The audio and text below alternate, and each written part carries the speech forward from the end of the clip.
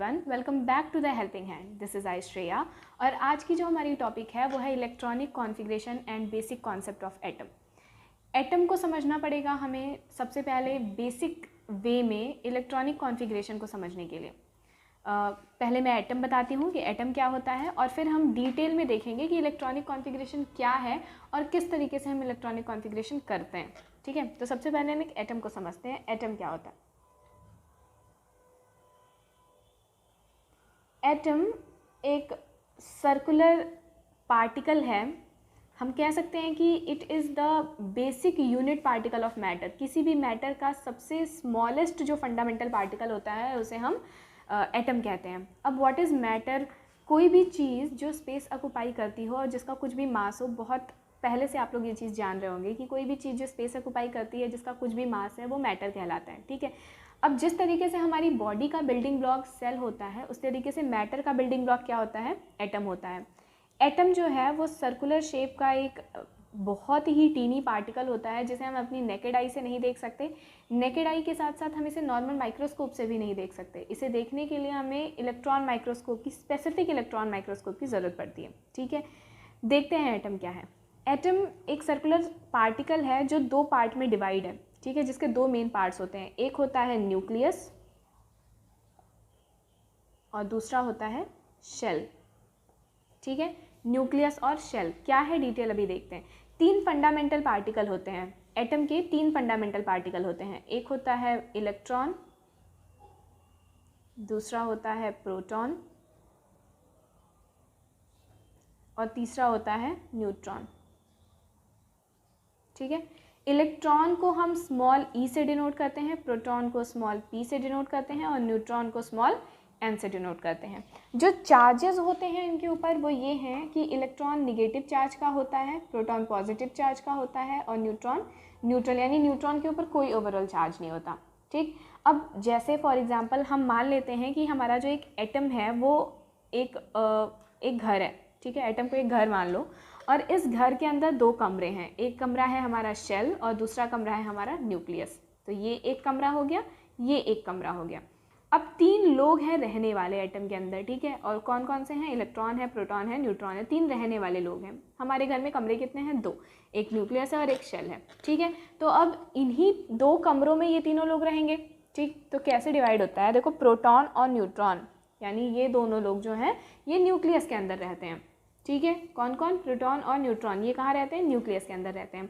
अब जब इन्होंने न्यूक्लियस की पोजीशन को एक्वायर कर लिया तो बचा कौन? बचा हमारा इलेक्ट्रॉन। और इलेक्ट्रॉन कहाँ रहेगा? जगह कौन सी बची? कमरा कौन सा बचा? शेल ना। तो इलेक्ट्रॉन कहाँ रहता है? शेल के अंदर रहता है। तो प्रोटॉन और न्यूट्रॉन ये दोनों न्यूक्लियस के अंदर पाए जाते हैं और इलेक्ट्रॉन शेल के अंदर पाया जाता है। क्लियर? अब प्रोटॉन और न्यूट्रॉन ये दो चीज़ें हैं। प्रोटॉन पॉजिटिव चार्ज का है, न्यूट्रॉन न्यूट्रल है। हमेशा निगेटिव चार्ज जो होता है वो न्यूट्रल से रिसेसिव होता है, यानी न्यूट्रल जो होगा वो निगेटिव से ज़्यादा डोमिनेंट होगा, लेकिन पॉजिटिव जो होगा वो न्यूट्रल से भी ज़्यादा डोमिनेंट होगा। ठीक है, तो यानी प्रोटॉन जो है is more dominant over neutron.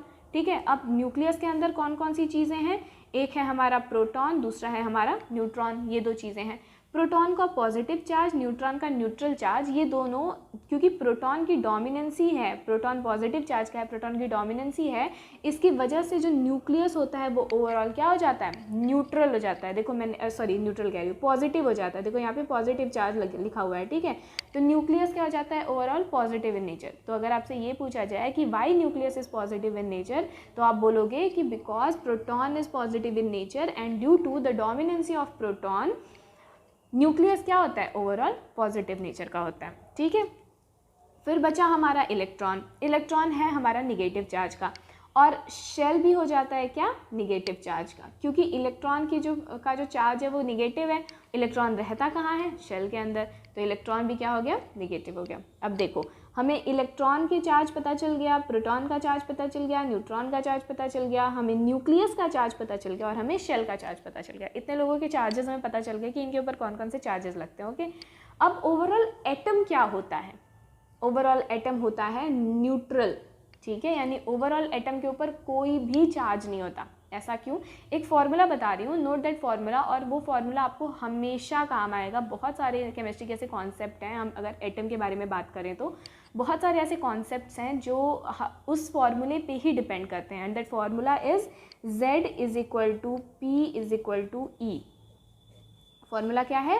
Z is equal to P is equal to E। यानी यहाँ पे देखो Z क्या है? Z is equal to capital Z is equal to small p is equal to स्मॉल e। कैपिटल Z को हम कहते हैं atomic number, atomic number. Okay, capital Z is equal to atomic number, small p is equal to number of proton and small e is equal to number of electron.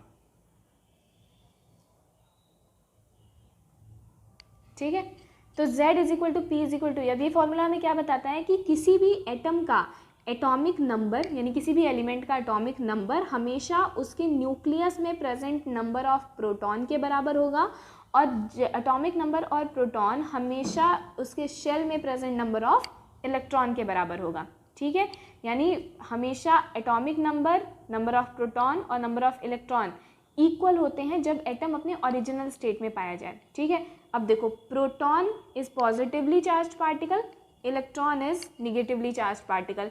इन दोनों की value क्या है? Equal है। Proton nucleus के अंदर रहता है, electron shell के अंदर रहता है। इन दोनों की वैल्यू जब इक्वल है तो आपस में पॉजिटिव और निगेटिव चार्जेस क्या करेंगे? एक दूसरे को कैंसिल कर देंगे, और ओवरऑल एटम के ऊपर कोई चार्ज बचा रह जाएगा? नहीं। तो ओवरऑल एटम क्या हो जाएगा? न्यूट्रल हो जाएगा। बात समझ में आई? तो overall atom is neutral in nature because the number of proton and number of electron is always equal in the atom।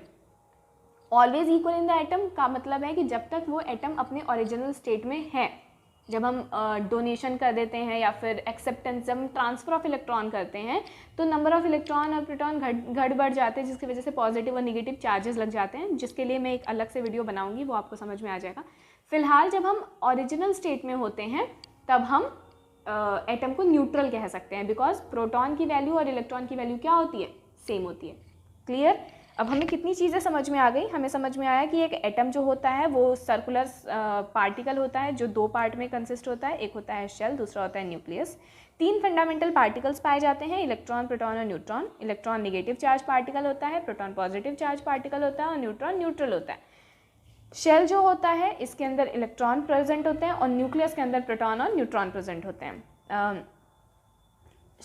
Nucleus positive charge का होता है क्योंकि प्रोटॉन की वैल्यू डोमिनेट होती है किसके ऊपर? न्यूट्रॉन के ऊपर। और जो ये शेल होता है वो निगेटिव चार्ज का होता है क्योंकि इलेक्ट्रॉन निगेटिव चार्ज का है। Z is equal to P is equal to E बहुत इंपॉर्टेंट फॉर्मूला है, नोट कर लीजिएगा आप लोग। Z is equal to P is equal to E का मतलब है कि जितना एटॉमिक नंबर होता है किसी भी एलिमेंट का, उतना ही उसके न्यूक्लियस में नंबर ऑफ प्रोटॉन प्रेजेंट होते हैं और उतने ही उसके शेल में नंबर ऑफ इलेक्ट्रॉन होते हैं। ठीक है, अब देखो न्यूक्लियस के अंदर दो चीज़ें, प्रोटॉन और न्यूट्रॉन। ठीक है, प्रोटॉन और न्यूट्रॉन, ये प्रोटॉन और न्यूट्रॉन मिलके एटम का एटॉमिक मास निकालते हैं। यानी A is equal to number of proton plus number of neutron. A है यहाँ पे atomic mass, atomic mass. P है हमारा नंबर ऑफ प्रोटॉन और N क्या है? Number of neutron. ओके, तो atomic mass is equal to number of proton plus number of neutron. तो इतनी चीज़ समझ में आ गई होगी आप लोगों को कि एटॉमिक मास कभी भी इलेक्ट्रॉन के ऊपर डिपेंड नहीं करता, क्योंकि इलेक्ट्रॉन का जो मास होता है वो बहुत ज़्यादा कम होता है, जिसे काउंट नहीं किया जा सकता, इट इज़ अनकाउंटेबल। ठीक है, बहुत एकदम निग्लेजिबल हम कह सकते हैं। तो नंबर ऑफ प्रोटॉन, जितना प्रोटॉन का मास होगा और न्यूट्रॉन का मास होगा, यही मिला के किसका मास हो जाएगा? एटम का मास हो जाएगा। तो the entire mass of atom किसके ऊपर है? सिर्फ और सिर्फ न्यूक्लियस के ऊपर है। जितना न्यूक्लियस का मास उतना पूरा एटम का मास। समझ में आया? इतनी बातें क्लियर? अब शेल्स पे आते हैं।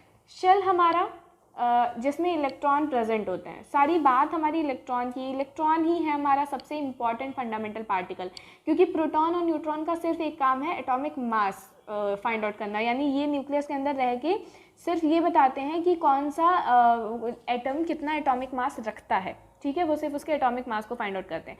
बाकी जो भी आप देखते होगे केमिकल रिएक्शन, ट्रांसफरिंग, शेयरिंग या जो भी कंपाउंड फॉर्मेशन, जो भी काम एक एटम करता है वो किसके थ्रू करता है, इलेक्ट्रॉन्स के थ्रू करता है। तो electrons is the basic fundamental particle of atom, ठीक है, मतलब सबसे important fundamental particle of atom. Okay, तो अब बात करते हैं हम शेल्स की, ठीक है। अब देखो यहाँ आ जाओ, इलेक्ट्रॉन किस में रहते हैं, शेल में रहते हैं, ठीक। बात कर लेते हैं शेल की। शेल 4 होते हैं, इम्पॉर्टेंटली शेल 4 होते हैं, मतलब जनरल वे में अगर हम लोग बात करें तो। और भी आप जब हायर क्लासेस में जाओगे तो आप और भी सेल्स के बारे में पढ़ोगे, पर यहाँ पे आप लोगों को सेल 4 मिलते हैं। कौन कौन से, के, एल, एम, एन, ये 4 सेल्स मिलते हैं। कौन से, K shell, L shell, M shell, N shell. सबसे पहले अंदर आपका के सेल होता है, फिर आपका एल सेल होता है, फिर आपका एम सेल होता है और फिर एन सेल होता है। हम काउंट हमेशा इसको इनवर्ड टू आउटवर्ड करते हैं, ठीक है, यानी first shell is K, second shell is L, third shell is M and fourth shell is N, ठीक है, ऐसे हम इसको काउंट करते हैं।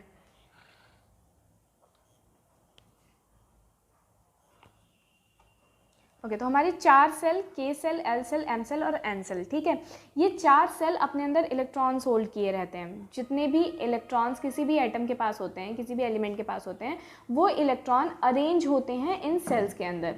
अब देखो, अब एक नए कॉन्सेप्ट को समझते हैं। अभी तक हम लोग एटम को अपना घर मान के समझ रहे थे कि घर में 2 कमरे हैं, घर में 3 फैमिली मेम्बर्स हैं, वो अलग अलग कमरों में ऐसे रहते हैं, ठीक।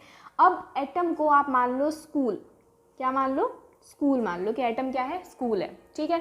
अब एटम है स्कूल, एटम के अंदर जो शेल्स हैं वो है क्लासेस, क्या है, क्लासेस। और जो इलेक्ट्रॉन है वो है स्टूडेंट। इलेक्ट्रॉन क्या है, स्टूडेंट है। अब स्टूडेंट स्कूल के अंदर किस में रहते हैं, क्लासेस में रहते हैं, ठीक है, यानी किस में, एटम के अंदर रहेंगे तो, लेकिन किस में रहेंगे, शेल्स में रहेंगे। अब हर एक क्लास की यानी हर एक शेल की अपनी अपनी कैपेसिटी होती है, जिसे हम बोलते हैं एनर्जी लेवल। क्या बोलते हैं, एनर्जी लेवल बोलते हैं। हर एक क्लास की अपनी, जैसे हम छोटे क्लास में कम बच्चों को बिठा पाते हैं, बड़े क्लास में हम ज़्यादा बच्चों को बिठा पाते हैं, उसी तरीके से हर एक जो शेल है उसका अपना अपना एनर्जी लेवल है, अपनी अपनी कैपेसिटी है कि वो इतने नंबर ऑफ इलेक्ट्रॉन को ही होल्ड कर पाएगा, ठीक है, लिमिटेड नंबर ऑफ इलेक्ट्रॉन को ही अपने अंदर वो जगह दे सकता है। तो कौन सा सेल कितने नंबर ऑफ इलेक्ट्रॉन को अपने अंदर जगह दे सकता है वो पता चलता है 2n² से, ठीक है। इस फॉर्मूले से वो 2n² से ये पता चलेगा। और n क्या है, n is the position of shell, position of shell. Position of shell का मतलब है कि k सेल फर्स्ट पोजीशन पे है तो k का n हो जाएगा 1, L सेल सेकेंड पोजीशन पे है तो L का n हो जाएगा 2, M सेल थर्ड पोजीशन पे है तो M का n हो जाएगा 3, N सेल फोर्थ पोजीशन पे है तो N का जो n हो जाएगा वो 4 हो जाएगा। तो अगर हम इस अकॉर्डिंग फाइंड आउट करते हैं कि क्या है total number of, maximum number of electron किसी भी शेल के अंदर प्रेजेंट होने का, तो वो ऐसे करेंगे। देखो, फिर for example if n is equal to 1, अगर n क्या है, 1 है, यानी अगर हम k सेल के लिए फाइंड आउट कर रहे हैं तो 2 1 का स्क्वायर, तो 1 का स्क्वायर इज इक्वल टू 1, तो 2 इंटू 1 इज इक्वल टू 2, तो k सेल में मैक्सिमम नंबर ऑफ इलेक्ट्रॉन हम 2 रख सकते हैं। If n is equal to 2, तो यहाँ पे 2 का स्क्वायर, तो 2 का स्क्वायर क्या हो जाएगा 4, और 4 2 जा 8, तो 8 मैक्सिमम नंबर ऑफ इलेक्ट्रॉन हम एल सेल के अंदर यानी सेकंड सेल के अंदर। ये हो गया k के लिए, ये हो गया l के लिए। अगर हम बात करें if n is equal to 3, अगर हम थर्ड सेल यानी m सेल की बात करते हैं तो ये हो जाएगा 2 3 का स्क्वायर, तो 3 3 जा 6 हो जाता है, 6 2 जा 3 3 जा 9 हो जाता है, और 9 2 जा 18, यानी मैक्सिमम नंबर ऑफ इलेक्ट्रॉन जो होंगे वो m सेल में क्या होंगे, 18 होंगे। ओके, अब अगर n इज इक्वल टू 4 है, ठीक है, तो 4 का स्क्वायर इंटू 2, तो 4 4 जा 16, और 16 इंटू 2 इज इक्वल टू 32, तो k सेल में 2 maximum number of electron, L shell में 8 maximum number of electron, M shell में 18 और N सेल में 32 maximum number of electron present होते हैं, ठीक है। यानी स्कूल जो हमारा एटम है, इसके अंदर जो क्लासेस हैं, इन क्लासेस में के क्लास में हम 2 स्टूडेंट्स को बिठा सकते हैं, यानी 2 इलेक्ट्रॉन को ऐड कर सकते हैं। एल क्लास में हम 8 स्टूडेंट को यानी 8 इलेक्ट्रॉन को ऐड कर सकते हैं। एम क्लास में हम 18 यानी 18 इलेक्ट्रॉन्स को ऐड कर सकते हैं हम एम शेल में, और एन में हम 32 इलेक्ट्रॉन्स को ऐड कर सकते हैं, ठीक है। आगे और भी सेल्स आते हैं जो आप हायर क्लासेस में पढ़ोगे, लेकिन फिलहाल हम 4 सेल्स के बारे में डिटेल में पढ़ते हैं, ठीक। अब एक चीज़ और, फॉर एग्जाम्पल हमारी स्कूल है, ठीक है, हमारे स्कूल में क्लासेस हैं, क्लासेस में सेक्शंस भी तो होते हैं, ठीक है। अब वो सेक्शंस यहाँ पे कहलाते हैं सब सेल्स के नाम से, सब शेल्स। सेक्शंस किस नाम से जाने जाते हैं? सब सेल्स के नाम से। इनको हम बोल देंगे सेक्शन। क्या बोल देंगे? सेक्शन बोल देंगे। स्कूल हो गया हमारा एटम, क्लास हो गया हमारा शेल, सेक्शन हो गया हमारा सबसेल, और स्टूडेंट हो गया हमारे इलेक्ट्रॉन। तो इलेक्ट्रॉन जो हम स्टूडेंट्स होते हैं वो हम सेक्शंस में बैठते हैं ना, अलग अलग सेक्शन में अलग अलग स्टूडेंट्स बैठते हैं। लेकिन फॉर एग्जांपल हमारा 9th क्लास है और 9th क्लास में 3 सेक्शन है, section A, section B, section C, 3 section है, ठीक है। सेक्शन ए में 10 बच्चे हैं, सेक्शन बी में 10 बच्चे हैं, सेक्शन सी में 10 बच्चे हैं। तो हम ये बोलेंगे कि 9A में 10 बच्चे हैं, 9B में 10 बच्चे हैं, 9C में 10 बच्चे हैं। लेकिन हम अगर ये बोलें कि इस पूरे के पूरे 9th क्लास में कितने बच्चे हैं, तो हम क्या बोलेंगे? 30। यही बोलेंगे ना कि 30 बच्चे हैं, क्योंकि कंबाइनली हैं ये तीनों किसके? 9 के। तो अलग अलग सेल जो हैं इनके अलग अलग सब सेल्स होते हैं, अलग अलग सब सेल में अलग अलग नंबर ऑफ इलेक्ट्रॉन्स ऐड किए जाते हैं, लेकिन टोटल वो सेल के ऊपर ही आते हैं। देखो मैं बताती हूँ तब समझ में आ जाएगा। देखो 4 सब सेल्स होते हैं, subcell A small S, subcell B small P, subcell third small D, और सबसेल फोर्थ जो है वो है स्मॉल एफ। और भी होते हैं आगे, लेकिन हमें इतना पढ़ना है, एस, पी, डी और एफ, ये 4 सब सेल्स हैं, ठीक। अब K shell, L shell, M shell और एन सेल, ये 4 सेल्स में 4 सब सेल्स किस तरीके से अरेंज होते हैं। देखो के सेल के पास सिर्फ एक सब सेल है एस, एल के पास 2 एस और पी, एम के पास 3 एस, पी और डी, और एन के पास 4 एस, पी, डी और एफ, ये 4 सब सेल है, ओके। अब देखो मैक्सिमम नंबर ऑफ इलेक्ट्रॉन पहले यहाँ पे देख लो, के को मैक्सिमम नंबर हम 2 दे सकते हैं, है ना, हमने 2n² से निकाला। एल को कितना दे सकते हैं? 8 दे सकते हैं। एम को कितना दे सकते हैं? 18 दे सकते हैं। और एन को कितना दे सकते हैं? 32 दे सकते हैं। यही दे सकते हैं ना। के को हम केस क्लास को हम 2 बच्चे दे सकते हैं, चाहे उसके पास जितने भी सेक्शंस हो।